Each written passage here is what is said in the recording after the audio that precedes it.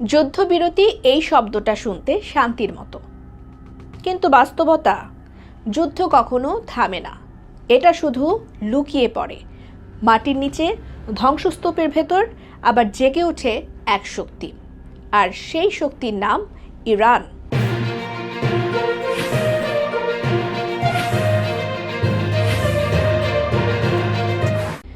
যুক্তরাষ্ট্র এবং ইসরায়েলের সমন্বিত বিমান হামলা টার্গেট ছিল শুধু সামরিক ঘাঁটি নয়, টার্গেট ছিল ইরানের ক্ষমতা, drone factory, missile silo, underground tunnel, সব কিছুতেই আঘাত করা।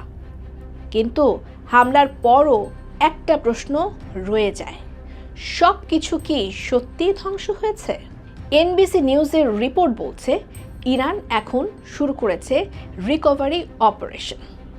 এই অপারেশনের লক্ষ্য ধ্বংসস্তূপ থেকে নিচে চাপা পড়ে থাকা ক্ষেপণাস্ত্র, ড্রোন এবং গোলাবারুদ উদ্ধার করা, যেগুলো ধ্বংস হয়নি বরং লুকিয়ে ছিল অথবা ইচ্ছাকৃতভাবে লুকিয়ে রাখা হয়েছিল। বিশ্লেষকদের মতে ইরান বহু বছর পর একটি কৌশল ব্যবহার করছে, ডেকো অ্যান্ড ডিপ স্ট্র্যাটেজি। মানে হলো উপরে থাকবে ভুয়া বা সহজ টার্গেট, আর আসল অস্ত্র থাকবে আরও গভীরে, আরও নিরাপদে। এই কারণেই অনেক ধ্বংস আসলে পুরোপুরি ধ্বংস নয়। মার্কিন কর্মকর্তাদের মতে ইরান এখন তাদের সামরিক সক্ষমতা দ্রুত পুনর্গঠন করছে, বিশেষ করে ড্রোন এবং ব্যালিস্টিক মিসাইল প্রোগ্রাম, কারণ এই দুই অস্ত্রই এখন তাদের সবচেয়ে বড় শক্তি। কম খরচ, দূরপাল্লা আর ভয়ঙ্কর নির্ভুলতা। বর্তমানে যেই যুদ্ধবিরতি চলছে তা কি সত্যিই শান্তির জন্য, নাকি দুই পক্ষই নিজেদের শক্তি গুছিয়ে নিচ্ছে? ইতিহাস বলে যুদ্ধবিরতি অনেক সময়ই পরবর্তী বড় আঘাতের আগে প্রস্তুতির সময়।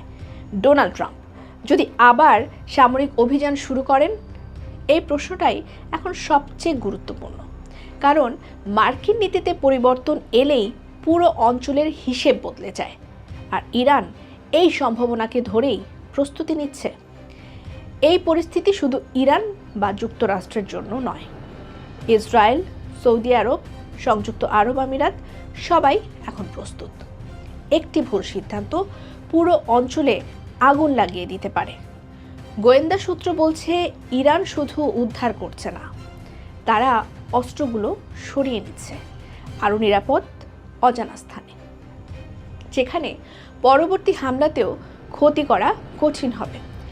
একদিকে শান্তির কথা, আবার অন্যদিকে যুদ্ধের প্রস্তুতি। এই দ্বৈত খেলার মধ্যে সত্যটা কোথায়? ইরান কি আত্মরক্ষার জন্য প্রস্তুতি নিচ্ছে, নাকি আসন্ন এক ভয়ঙ্কর পাল্টা হামলার জন্য? মাটির নিচে যা চাপা পড়ে আছে তা শুধু অস্ত্র নয়, তা হলো একটি সম্ভাব্য যুদ্ধের সূচনা। আপনার মতামত কি সেটি জানাবেন? যুদ্ধ কি আবার শুরু হবে, নাকি এটা শুধু শক্তি প্রদর্শন? কমেন্টে জানান।